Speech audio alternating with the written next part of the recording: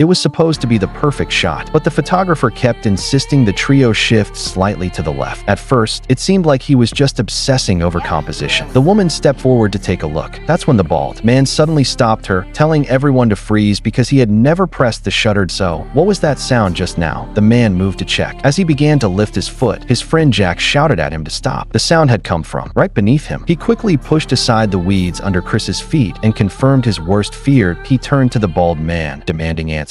But the man looked just as stunned. He swore he had no idea where a landmine would have come from in this remote stretch of wilderness. Still, he pointed out that since nothing had exploded, maybe it was just a dud. No need to panic. Then he said he'd go find help and left. But he wasn't heading downhill. Instead, he climbed a nearby hill, pulled out a pair of binoculars, and locked his eyes on the trio like he was settling in for a show. Time dragged on. The landmine remained still. No explosion. Chris slowly closed his eyes, accepting whatever came next. Mary stood frozen, on the verge of tears. Then Jack said he'd managed to reach a landmine expert. For a moment, Mary lit up with hope, but Jack's next words crushed her. The expert wasn't coming. She says they don't save whores. What? No explanation. Instead, Jack walked straight toward Chris and asked if he had ever wondered why a landmine was out here to begin with. Then, without waiting for a response, he retrieved a shovel from the woods and began digging into the dirt. The others watched in stunned silence. That's right, he said. I planted it. Turns out Mary was Jack's fiancée, but she gave in to temptation and had an affair with Chris. Worse, Chris had told Jack everything, thinking he could confide in his best friend. Since Jack hadn't reacted back then, Chris assumed it was all behind them. He had no idea Jack had been waiting for this moment. Chris let out a nervous laugh. This has to be fake, he said. If it were real, you wouldn't be standing so close. To his surprise, Jack agreed at first. He calmly explained the mine wouldn't have gone off before, but now it was different. The safety pin was gone. At any moment, it could blow. Chris's smile vanished. Mary dropped to her knees, begging Jack to spare him. But watching her plead for her lover only fueled Jack's rage. He took the safety pin and hurled it down the mountainside. Then, without looking back, he slung his backpack over his shoulder and turned to leave. Mary ran after him, swearing the affair meant nothing and that it wouldn't ruin their future. This has nothing to do with our future, baby.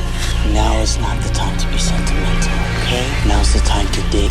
Jack simply walked into the woods where the photographer was already waiting. But Jack just muttered, I have no interest in watching their little love drama. Then he smirked. Let them enjoy the view. With that, the two disappeared into the trees. Chris urged Mary to go. He couldn't hold out much longer, but she refused to leave, desperate to find a way to save him. She spotted the safety pin farther downhill. But no matter how hard she tried, she couldn't put it back in. Just as hope was slipping away, a stranger emerged from the distant bushes. Confused in this sweltering heat, the man had stood frozen under the sun for 3 hours. They thought salvation had arrived, but this was only the beginning of the nightmare.